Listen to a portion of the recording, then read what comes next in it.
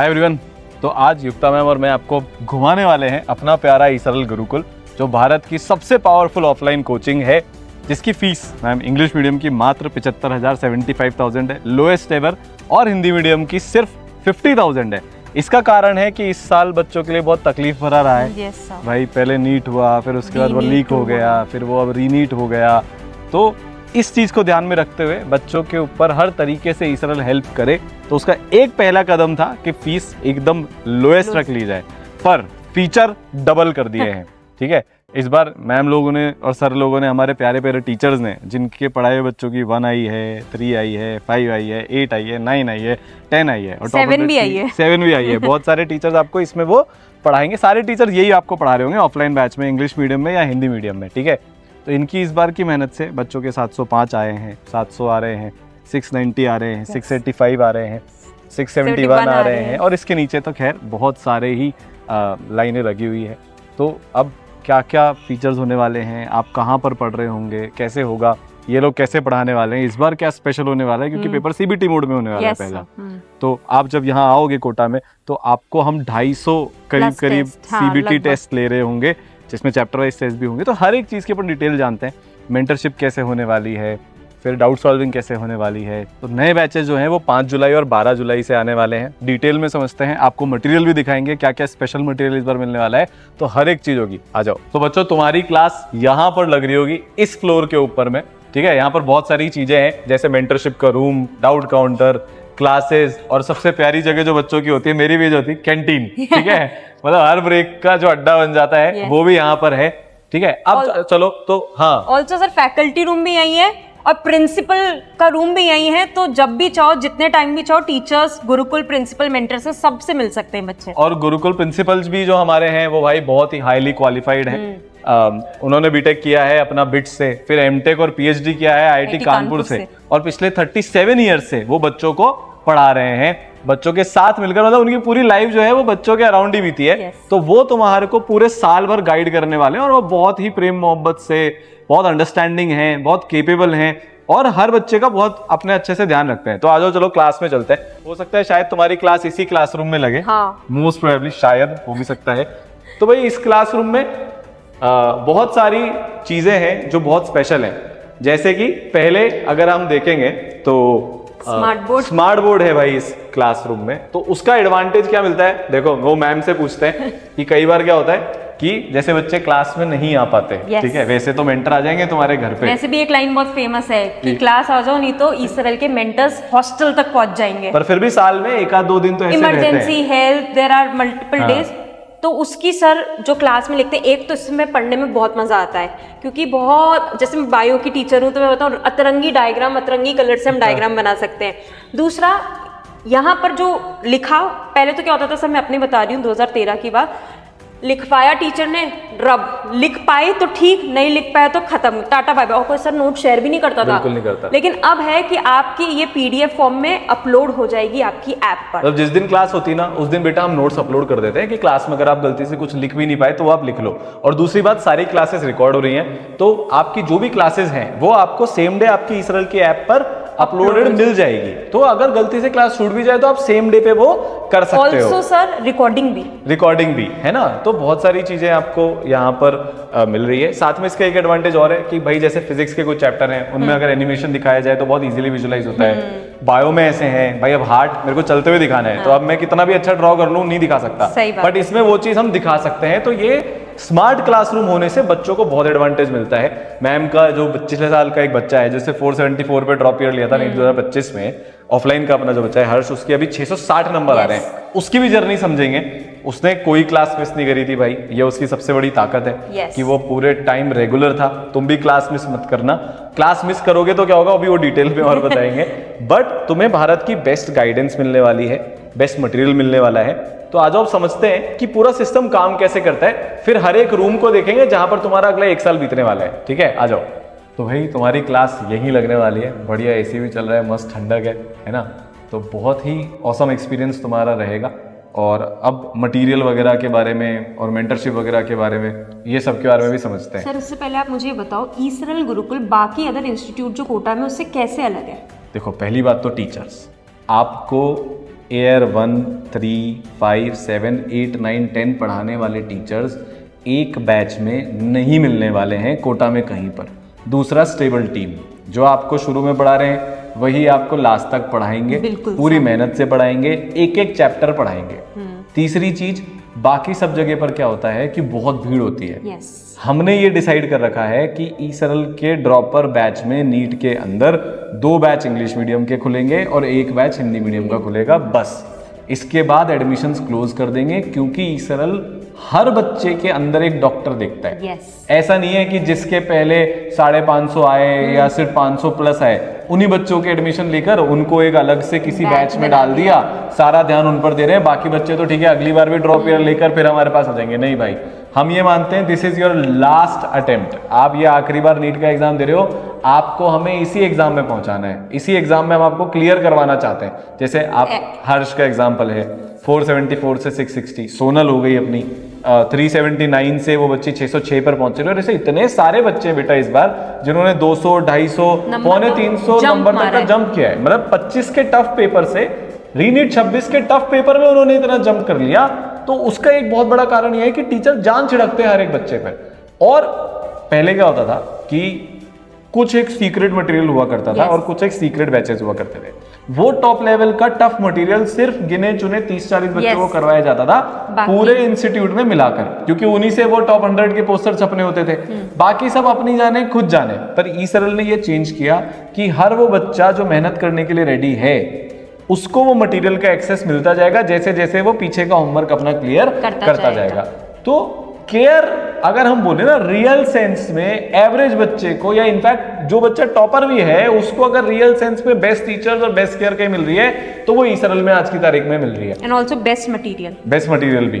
तो जैसे भाई एक चीज जो बहुत फर्क है, अपने ऑफलाइन में मेंटरशिप होती है। पूरे भारत में कहीं ऑफलाइन में मेंटरशिप होती ही नहीं है। अब मेंटरशिप का मतलब भी बहुत अलग अलग होता है, पर जो रियल सेंस में होती है ना कि बच्चे को मान लीजिए मैं आज पढ़ रहा हूँ, मुझे कोई तकलीफ आई, अब अगर मैं 1 महीने का वेट कर रहा हूँ कि मेरा नंबर 1 महीने बाद आएगा, मेरा नंबर एक अपॉइंटमेंट 1 महीने के बाद का मेरे को अपॉइंटमेंट मिल रहा है या टेस्ट के बाद मेरी मेंटरशिप होगी, तो कुल मिलाकर ही 10 महीने बचे हैं। तो वो 1 महीने की प्रॉब्लम इकट्ठी होती जाएगी, बैकलॉग कभी खत्म नहीं होंगे।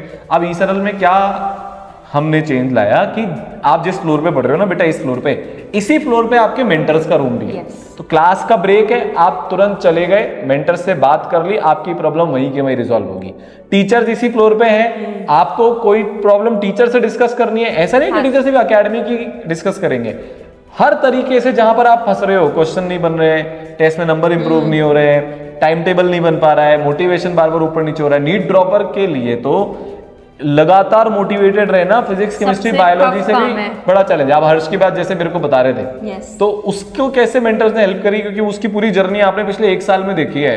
उसने मई से शुरू किया था, तब से लेकर अभी रीनीट के जून तक। तो सर मतलब जब वो आया था ना, तो मुझे आज भी याद है, उसके 474 मार्क्स थे, तो बहुत पैनिक में था। वो अपनी मदर के साथ आया था कि उसका हो जाएगा क्या हो पाएगा, कैसे हो पाएगा। तो उसको सबसे पहले तो सर उसको टीचर्स का सपोर्ट मिला और मेंटर की टीम लग गई। मेंटर्स के पास क्या ना सर, पूरा बायोडेटा होता है, तो वो उस पर टाइम टू टाइम चेक रख रहे थे कि भाई ये आज की क्लास आया। तो सबसे पहले सर जीतने का प्रोसेस यही होता है कि आपको लाइव क्लास में आना पड़ेगा, वो पहली जीत होती है। तो सर वो ईच एंड एवरी क्लास आया, मेंटर ने मेक श्योर किया कि वो हर क्लास आए। दूसरा टीचर्स को भी ध्यान रहता था कि यार ये आया कि नहीं आया, क्यों, क्योंकि लिमिटेड बच्चे हैं, ऐसा तो भीड़ नहीं है ना भाई। कोटा में क्या होता है, 300 बच्चे भर लेते हैं क्लास में। अब किसी को मतलब ही नहीं है, शुरू के 4 बेंच वालों से मतलब रहता है, उसके पीछे कोई आ रहा है नहीं आ रहा है उससे मतलब नहीं रहता। ई सरल में क्योंकि लिमिटेड बच्चे हैं तो टीचर्स को एक एक बच्चे की पूरी हिस्ट्री, ज्योग्राफी सब याद रहती है। और अगर आप क्लास नहीं आते तो मेंटर्स लिटरली आपके हॉस्टल जाते हैं। आज सुबह की बात बताऊं सर, सुबह एक बच्चा नहीं आया था क्लास में, ठीक है, तो उसके मेंटर्स जा रहे थे और टीचर जा रहे थे। जैसे ही टीचर्स गेट से निकले उतने में वो बच्चा आ गया, क्योंकि उसको डर था कि अगर मैं पहली क्लास मैंने छोड़ दी और दूसरी भी छोड़ दी तो मेंटर्स घर में आ जाएंगे। और एक्चुअल में वो हुआ, तो वो मुझे बता रहा था सुबह। तो अब इससे ये होता है कि अगर आप इनसे पूछोगे ना कि इनकी सबसे बड़ी प्रॉब्लम क्या रही इनके इस वाले अटेम्प्ट में, तो ये बोलेंगे बैकलॉग्स बन गए। बैकलॉग्स क्यों बनते हैं? इरेगुलरिटी से। इरेगुलरिटी कहां से आती है? क्लास मिस करने से। तो सबसे बड़ी और सबसे प्रोमिनेंट गलती अगर किसी एक नीट के बच्चे की रहेगी तो वो रहेगी क्लास छोड़ना। ई सरल में आपको वो होएगा ही नहीं, क्योंकि आपको होता है आप क्लास छोड़ोगे तो मेंटर्स आपके हॉस्टल आ जाएंगे, ठीक है। और ये ऐसा नहीं है कि अगर अभी जून जुलाई में 5 जुलाई से बैच आ रहा है तो जुलाई में ऐसा करेंगे, नहीं भाई, थ्रू आउट ईयर अभी जब बच्चों का 3 मई को एग्जाम था ना, तो 15 अप्रैल 20 अप्रैल को भी मेंटर उनके घर पर जा रहे थे।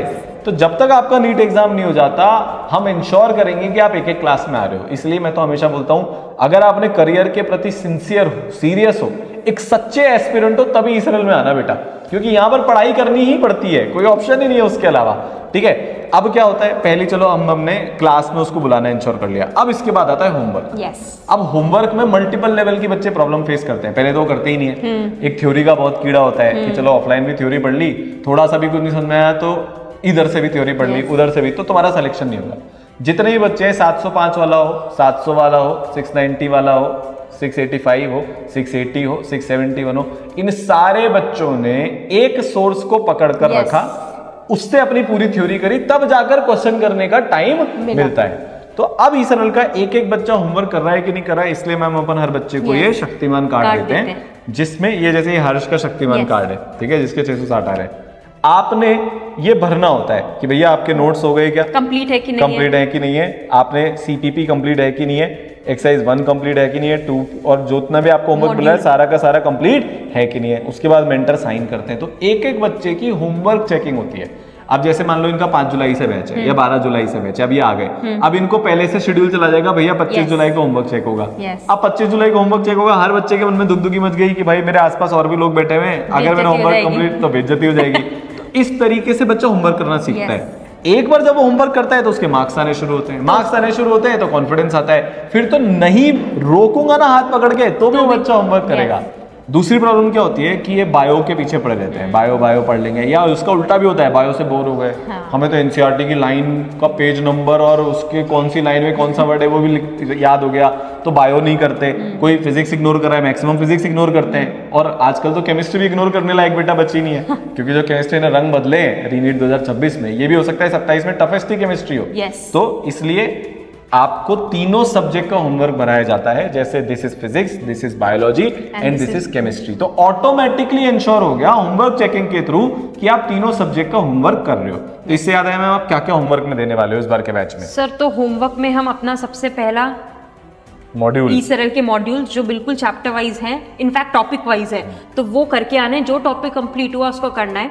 ऑल्सो सर 2 तरह के अपने शीट्स होते हैं, एक तो होते हैं कोर प्रैक्टिस प्रॉब्लम की शीट, जैसे ही चैप्टर कंप्लीट किया सीपीपी करके आनी है, फिर उससे एक लेवल अपर साइड में आता है सुपर प्रैक्टिस प्रॉब्लम जो होती है एसपीपी। जैसे ही वो होमवर्क कंप्लीट हो गया, फिर आती है इस बार की सबसे खास बुक, जो अब स्पेशल 27 बन चुकी है, लेकिन उस टाइम पर स्पेशल 26 थी सर। मतलब ये क्वेश्चन रेप्लिका थे, अगर मैं कह दूं रीनीट के, बिल्कुल उससे भी एक लेवल ऊपर ही हो गया, एक लेवल ऊपर ही है, जिसका यही कारण है कि उनके इतने टफ एग्जाम में भी 660 आ रहे हैं। तो सर ये जो इसमें फिजिक्स केमिस्ट्री बायो के जो अमेजिंग टफ क्वेश्चंस हैं वो किया, तो इसमें से भी होमवर्क मिलेगा बच्चे। फिर उसके बाद टॉपिक वाइज टेस्ट होते हैं। एक तो होता है सर फुल सिलेबस है, जिसमें 180 क्वेश्चन आते हैं, 720 मार्क्स का होता है, लेकिन उसके पहले चैप्टर कंसोलिडेट कैसे किया जाए, उसको स्ट्रॉन्ग कैसे किया जाए, तो चैप्टर वाइज टेस्ट होता है, वो भी सीबीटी मोड में। सीबीटी होगा भाई, एवरी टेस्ट आपका सीबीटी मोड में होने वाला है। और उसके बाद उसकी 20 पेज की एनालिसिस की रिपोर्ट भी मिल जाएगी। मैक्सिमम बच्चे एनालिसिस करते ही नहीं है। मेरा 12th के साथ नहीं हुआ था, मैं एनालिसिस ही नहीं करता था, हवा में प्रिपरेशन कर ली 2 साल, ड्रॉप ईयर में एक एक टेस्ट को पकड़ के बैठा, 3-3 घंटे उसके एनालिसिस में लगाए।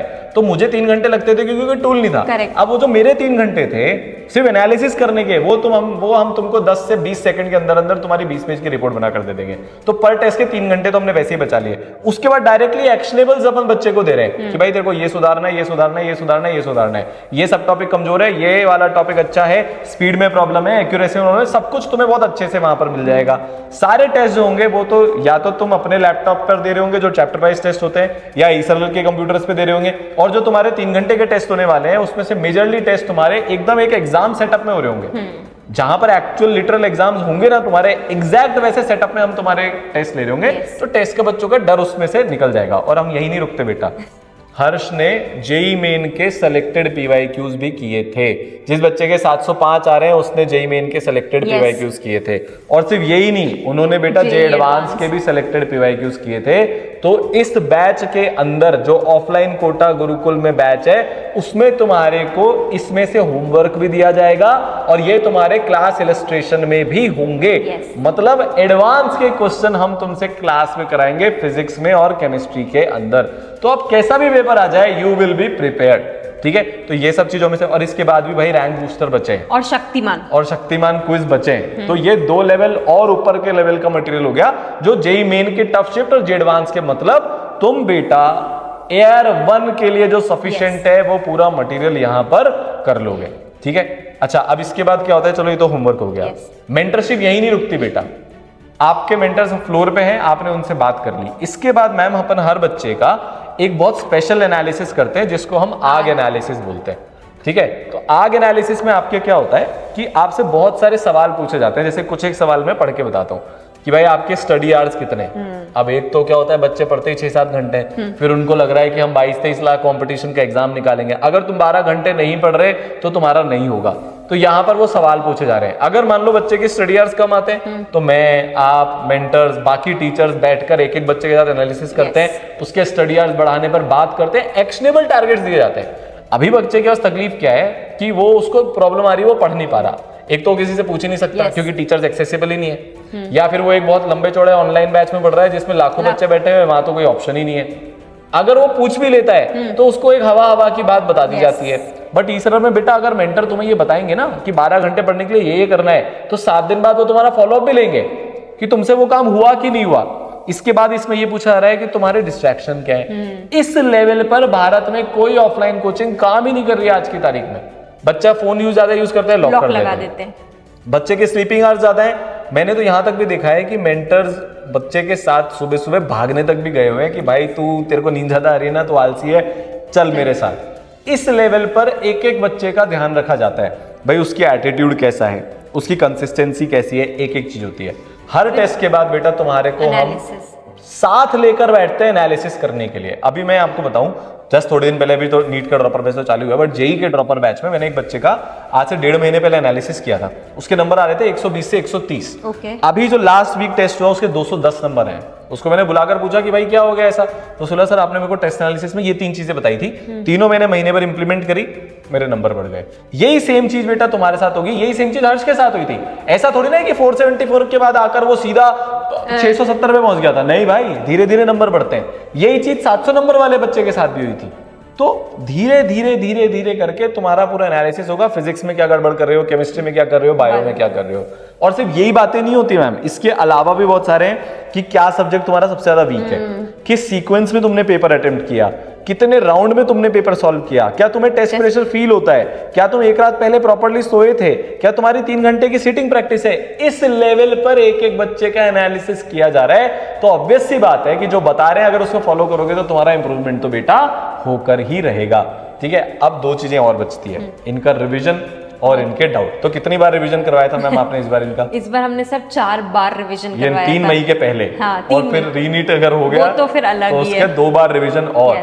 तो ईसरल का बच्चा 6 बार रिवीजन करके गया है। अच्छा, अब ये सब उसको यूट्यूब पर नहीं करना होता, ये सब उसको वीडियो देखकर नहीं करना होता। ऑफलाइन रिवीजन क्लासेस लास्ट दिन तक बच्चे की चलती है। मतलब तुम्हारा सिलेबस सबसे पहले पूरे भारत में ईसरल में खत्म होगा। 15 जनवरी तक हम तुम्हारा सिलेबस खत्म करवा देंगे, है ना। फिर उसके बाद आप इसके ऑफलाइन रिवीजन क्लासेस चालू करोगे, और जब इनका मई में एग्जाम होगा तो आप 4 बार रिवाइज करके जा रहे होंगे लगभग, है ना। अब डाउट की बात कर लेते हैं। बहुत सारी जगह पर बच्चों को क्या तकलीफ आती है, क्लास में टीचर पढ़ा रहे हैं अलग, डाउट पे बैठे हुए टीचर अलग। आप लोग यहाँ पर कैसे करते हो?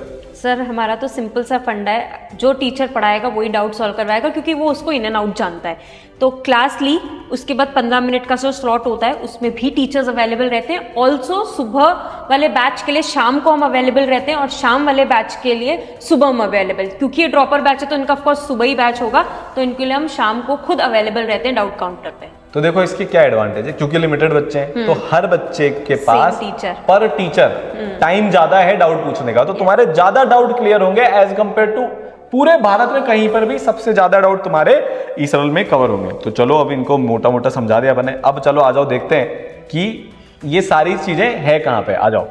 तो भाई जैसा कि मैं अपन ने इनको बताया था, हमारे प्यारे ऑर्गेनिक केमिस्ट्री के सुपरस्टार द एलन सर सुबह के जो बैच के बच्चे हैं ड्रॉपर के, जो एग्जाम से पहले आ गए थे, उनको डाउट बता रहे हैं। अब ये फायदा है, ऐसे सीन तुम्हें पूरे भारत में सिर्फ ईसरल में मिलेंगे कि इस लेवल का कमिटमेंट सर के ऑलरेडी 4 क्लास चल रही है। उसके बाद भी सर, मतलब आप सुबह आ जाओ सर मिल जाएंगे, शाम को आ जाओ सर यहाँ पर आपको मिल जाएंगे।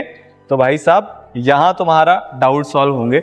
ठीक है, तो ये अपना फैकल्टी रूम है इधर, सारे फैकल्टीज तुम्हारे यहीं पर मिलेंगे।